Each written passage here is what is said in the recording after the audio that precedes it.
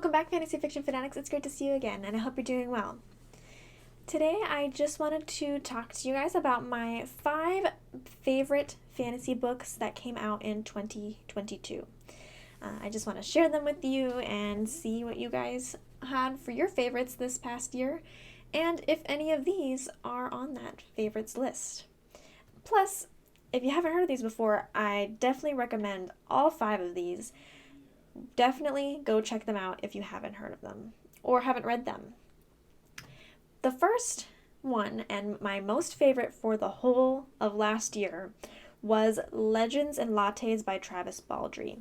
I know I saw a lot on social media and a lot online about him and how he has done extremely well, as this is his debut novel, and it is so deserved. I just happened to see it because of Twitter, and it definitely had a cute cover, and I thought that seemed like a fun story, and I picked it up, and man, it is so good. It is just a fun, exciting little read. It's not like high stakes, just like it says. It's not high stakes. It's not anything to be concerned about. It's just a delight to read. A fun one that goes by fairly quickly, just something light and enjoyable, and I have nothing else to say. If you are looking for something light and fun to read, definitely check out Legends and Latte by Travis Baldree. It is a really good book. Definitely think you should give it a try. The second one is The Dragon's Promise by Elizabeth Lynn. This is book 2 of a duology, so I would recommend, if you haven't read this particular book, to read the first book, which was Six Crimson Cranes, because it is a continuation of that story. But I really loved Six Crimson Cranes. I'm pretty sure I did a review of it. Pretty sure I did a review of the first book. I will link it down below, as well as these other reviews that I have done on the books that I'm talking about. But the first one was super good. I really liked Elizabeth Lynn's writing, and this second addition to it, the continuation and finishing of the story, is excellent as well. Definitely is just as good as book 1, and I really enjoyed reading it. I really enjoy, of course, the kind of Asian culture that is mixed into this particular story and this world, as well as the great fantasy elements and the excitement of everything going on. So really great book. Again, though, if you haven't read the first book, definitely recommend starting with that one over this one, but this one was a top one for me this past year.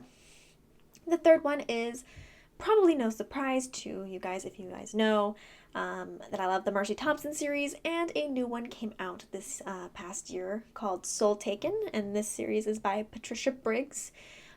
So definitely an amazing read. I always love Patricia Briggs novels. They're always the top of my list every single year, and Soul Taken was no exception. So if you love the Mercy Thompson series and you have read all the other previous books, go ahead and check this one out. It's definitely just as good as her other ones. Though it's kind of interesting that this one does have some different qualities to it. I do feel like there's a couple of scenes and a couple of different feelings through different parts of the story that is kind of a unique style to Mercy Thompson, which doesn't make it bad. It's just kind of interesting. But yes, Soul Taken is excellent.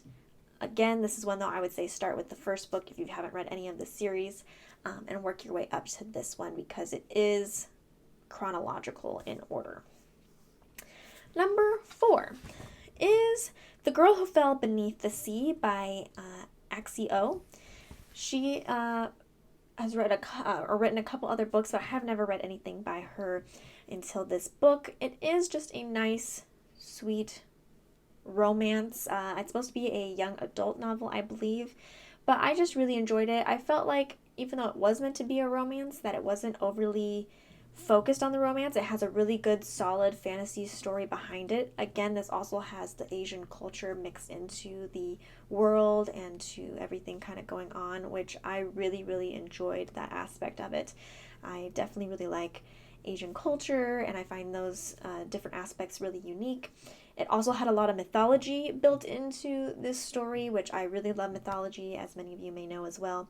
So all of that put together was really a no-brainer on this being a top one for me. So definitely recommend it, especially if you do like kind of happy ever after type stories that have that romance aspect. And last but not least, number 5 is Why Odin Drinks by Bjorn Larson. I read this particular one for the Right Hive judging that is going on right now. And I really, really loved this book as I was reading it. Really, really enjoyed this particular book.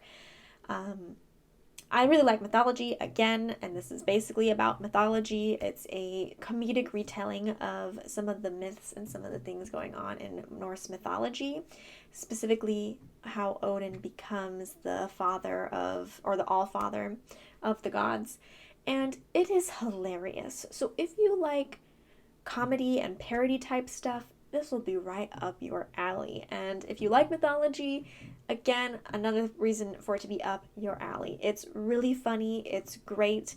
I laughed a lot. It's just a fun read, and it's just one book. So I think it's definitely something to check out if mythology or comedy is something that you're interested in. I don't even feel like you have to really know in depth about the gods in this particular book to get anything out of it. I think you can just know very basic stuff about these myths and these characters, and you'll just find it funny because there's so many modern references, so many things that happen that just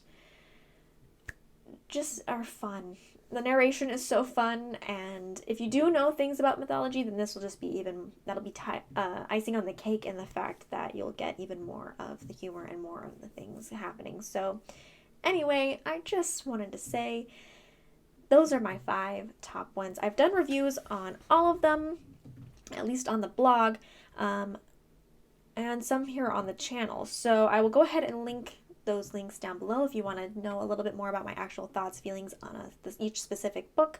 The only one that I haven't done one on is the Dragon's Promise, but I did do a review of the first book, so if you want to check that out, I will link that as well.